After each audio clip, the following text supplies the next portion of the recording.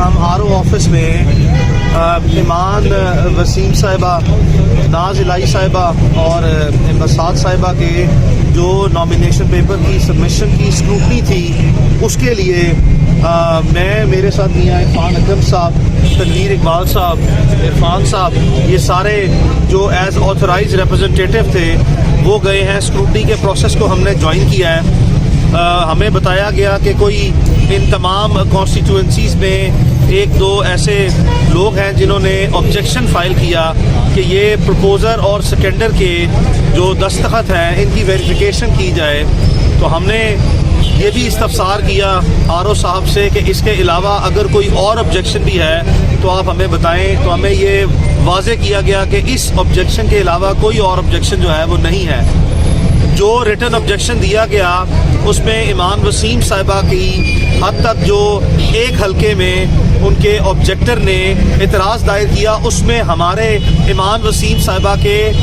جو پرپوزر اور سیکنڈر ہیں ان کا نام ہی غلط لکھا ہوا تھا، یعنی کہ اس کو علم ہی نہیں تھا جس نے آبجیکشن کیا کہ جی پرپوزر اور سیکنڈر کے دستخط جینوئن نہیں ہے۔ تو اس کی ویریفیکیشن جو ہے وہ ویسے ہی مطلوب نہ تھی اور اس کا آبجیکشن جو ہے وہ انویلڈ ہے، اور اس چیز کو آر او صاحب نے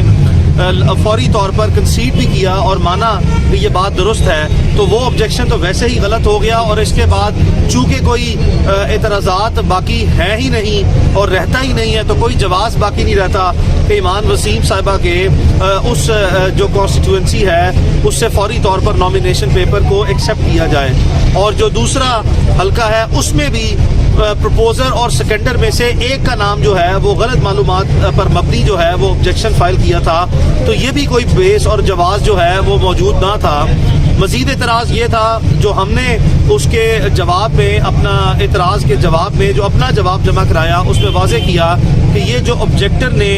اپلیکیشن یا آبجیکشن فائل کیا ہے یہ خود بھی اسکروٹنی کے ٹائم پہ پیش نہیں ہوا۔ تو اس چیز کو بھی آر او صاحب نے کنسیڈ کیا، اور یہ ایک واحد بنیاد کافی ہے قانون میں کہ اگر کوئی شخص اس طرح کے حالات میں آبجیکشن فائل کرتا ہے اور اسکروٹنی کے ٹائم پہ وہ جو آر او آفس ہے اس کے سامنے وہ پروسیڈنگ میں کارروائی میں حصہ نہیں بنتا، تو یہ واحد بنیاد ہے کہ اس کی درخواست فی الفور خارج کی جائے۔ اور دوسری بات یہ ایک پرفارما اپلیکیشن، یعنی کہ ایک ہی جو آبجیکٹر ہے اس نے پرفارما اپلیکیشن دی ہے جس کے ساتھ کوئی ایفیڈیوٹ اٹیچ نہیں ہے، ان پرسن وہ حاضر نہیں آیا، اس کے پاس تجویز اور تائید کنندگان کی معلومات درست نہیں ہے، یہ کافی ہے کہ اس کے جو اعتراضات ہیں اس کو فوری طور پر ریجیکٹ کر دیا جائے اور یہ تمام کے تمام کاغذات منظور کیے جائیں۔ اس کے علاوہ جو تجویز اور تائید کنندگان ہیں وہ آر او صاحب نے یہ بھی کنسیڈ کیا کہ ان کے دفتر میں آ کے انہوں نے ذاتی حیثیت میں اپنے آپ کو آئیڈینٹیفائی کروا کے ہی یہ نامینیشن پیپر کی جس وقت نامینیشن پیپر اور فارم حاصل کیے اور انہوں نے ذاتی حیثیت میں خود اپنے آپ کو ان کے دفتر میں آئیڈینٹیفائی کرایا، اور وہی ہمارے تجویز اور تائید کنندگان ہیں۔ مزید ہم آپ کو بتاتے چلیں کہ اسی طرح میجر طاہر صادق صاحب، محمد زین الہی صاحب، ناز الہی صاحبہ، بسات صاحبہ اور ایمان وسیم صاحبہ کی طرف سے جتنی بھی ان کے پرپوزر اور سیکنڈر ہیں ان میں سے میجورٹی ایسی ہے جن کو کڈنیپ یا ابڈکٹ کر لیا گیا۔ تو لاہور ہائی کورٹ کے راولپنڈی بینچ میں انہی تمام لوگ جو تجویز اور تائید کنندگان ہیں ان کی فیملیز کی طرف سے مسلسل پچھلے 4 دن سے درجنوں کے لحاظ سے ہراسمنٹ کی اور ہیبیس کارپس کی پٹیشنیں فائل ہوئی ہیں، اور اس میں کل ایک پٹیشن میں تو لاہور ہائی کورٹ کے راولپنڈی بینچ نے اغوا کا مقدمہ درج کرنے کا جو یہاں سے اٹک پولیس کی طرف سے ڈی ایس پی صاحب نمائندہ گئے تھے اس کو حکم دیا کہ فوری طور پر مقدمہ جو ہے وہ درج کیا جائے اس شخص کے اغوا کا، جو کل کا ہم آپ کو تصدیق کر سکتے ہیں کہ ایک مقدمہ درج ہو چکا ہے، اور مزید جتنے بھی لوگ اغوا ہیں ان کے مقدمات بھی فوری طور پر درج کرا رہے ہیں ہم۔ تو ہماری امید یہی ہے کہ جتنے بھی سو کالڈ آبجیکشن تھے ان کی کوئی بیسس نہیں ہے، ان کو ڈسمس ہونا چاہیے اور یہ تمام کے تمام کاغذات جو ہیں وہ منظور ہونے چاہیے۔ اوور ٹو میاں صاحب۔ 2 آبجیکشن میں تو ایون کہ سیکنڈر اور پرپوزر کا نام تک نہیں لکھا گیا، صرف یہ کہا گیا ہے کہ جو سیکنڈر اور پرپوزر ہیں ان کا سائن جو ہے وہ جعلی ہے۔ تو میرے کسی ایک بندے کی فیک